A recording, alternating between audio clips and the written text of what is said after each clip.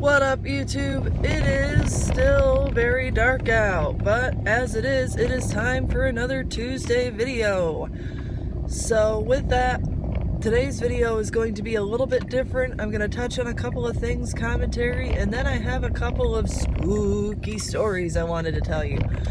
So, the commentary things I wanted to touch on today were simple. Eugenia continues posting photos that have people worried across Instagram and Twitter.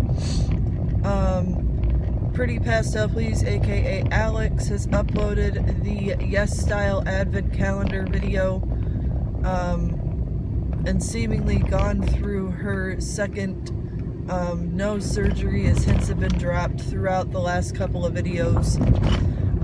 I'm hoping for an update on that, because if you follow Alex at all, her first surgery wasn't great experience, so curious to see how the rest of that is going. Chris Clemens did not upload a Sunday video, and Gabby Hanna has uploaded a spoken word video to her main channel.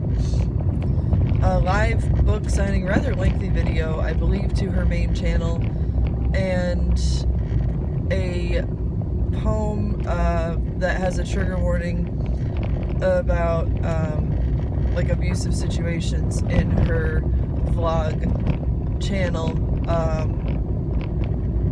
First of all, Gabby, thank you for putting your story out there, and for anybody in a situation like that, just remember you're not alone. There are ways to get help, and you do deserve to live and be treated fairly. I was caught up in a relationship like that for 8 years, and it's not easy to get out, and some people never get out. But just remember, to all of my fellow viewers out there, you do deserve love. So, I believe that's a wrap on all the commentary I kind of wanted to touch on today. Ryland is starting a podcast. I'm honestly kind of bored with Ryland and his content. I fall in and out of love with Ryland and Morgan's stuff. Every once in a while they upload a video that I'm very interested in, but it's not always for me.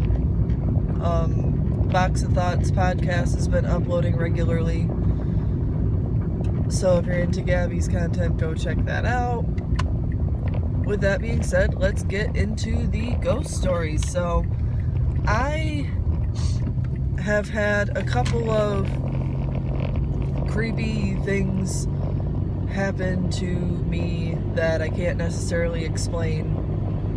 And if I can't explain it, I'm just like a lot of other people, and I chalk it up to ghosts, because nothing else makes sense. I've looked into it, and things aren't really adding up. So I'm gonna get into the first one that I remember.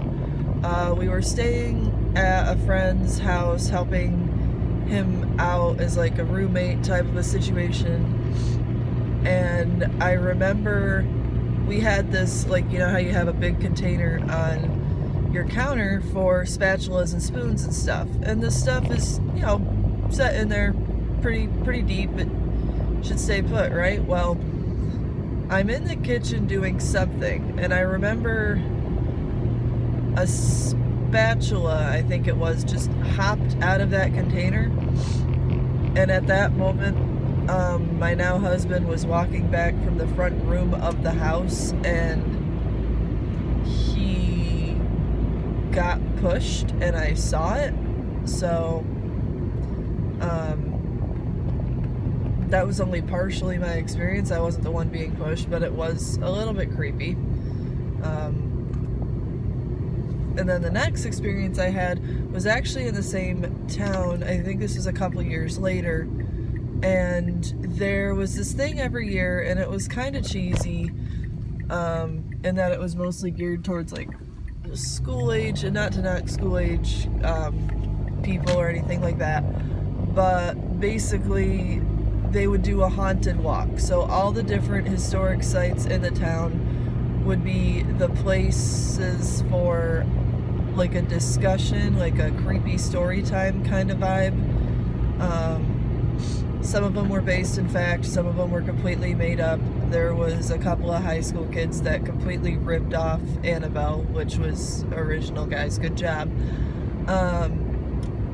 But there was this one place, and it wasn't even really like the scene that they set was creepy, because there was like, oh, we have ghost radar, and I'm like, yeah, right, like that's just a thing on your phone. But I'm walking through, and it's a hallway to this, it's a visitor center, and I guess it used to be an old Masonic lodge, and there's a lot of stories and legends about it that basically this guy was selling the Mason secrets, and he may or may not be buried in a pillar in the basement, so that's fun. But I'm walking through, and there's a person in front of me, a person behind me, but they're like solidly 3.5 feet, 4 feet away either way. And I just remember feeling around my right ankle, it was like a hand going like this. And I look around, there's no doorways, there's no like side rooms where someone could duck in and like mess with you, and everyone's spaced out exactly like they were when we started walking in. And I had to act like that was normal for the rest of the walk, because I didn't want to draw attention to myself. But that was the second really creepy encounter. Now the third really creepy encounter is a series of encounters that kind of leads to one big uh-oh in my book. So my husband's family and I went to Gettysburg about 3 years back now, and it was a wonderful trip. But we get to our hotel, we get to our room, we get our key, and we go to unlock the door, and the door's just not unlocking. And we get the hotel manager that's on site to come to the door, and we're like, yo, our door's not unlocking. And she tries to unlock it, she can't get it unlocked. She looks at us and she goes, ghosts? And of course I wrote it off at the moment as like, haha, whatever, like, yeah, sure, I'm sure she gets this all the time. So we had to move to a room next door, but my car stayed parked in front of this room, because like the parking lot's kind of close together. It doesn't really matter where you park in relation to your room, you know what I'm saying? So that was the first clue that there might be a problem. The second clue was that I love shoe shopping, and so does my mother-in-law. So the guys were just chilling in their rooms for a little bit, and it was kind of late at night. It was, well, not late at night, but late in the context of shopping. I don't usually shop at night, but it was about 6:30, and we decided we were going to go to the Skechers outlet to go shoe shopping. And I go to get in my mom-in-law's car, and I can't get in the front seat. I'm pushing the unlock button, I'm fiddling with the door, nothing's happening. Eventually I have to climb in through the back seat and up into the front seat, which is already pretty weird. So I go shoe shopping, I come back, I wake my husband up, and we walk next door to our hotel to a place called Gettysburg Eddies. And we chill out there, we have a couple of drinks for maybe an hour. We're both pretty tired because it's been super hot this entire time. And we come back, we go to our room, and we're just started getting ready to, oh wait, no, this happened before. So we're walking towards our room, and we walk past the front, like the hotel lobby, and the doors open out to the parking lot basically. And the manager on site goes, hey, your car dome light's on. Which would have been fine, except I haven't driven my car in 3 days at this point.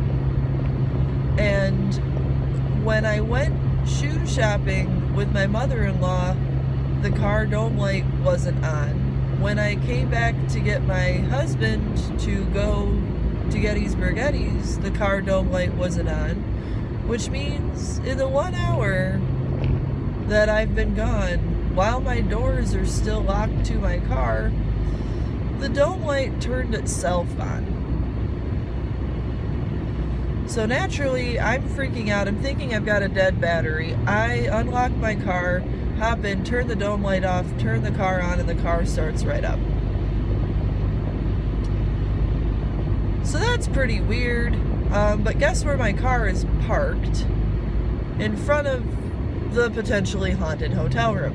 And now I'm thinking definitely haunted hotel room. So this is for sure weird. I don't doubt that there are probably other little experiences that I've missed because either I was too young or I'm just not remembering them right now. I've had plenty of like creepy weird dreams and stuff. I might make like a creepy weird dreams video of the dreams that I do remember because my brain makes some really, really, really weird dreams. But this has been fun. This has been a fun change of pace for a video. Let me know what you guys think in the comments below. But until next time, we will see you in the Thursday video. Have a great day, guys. Bye.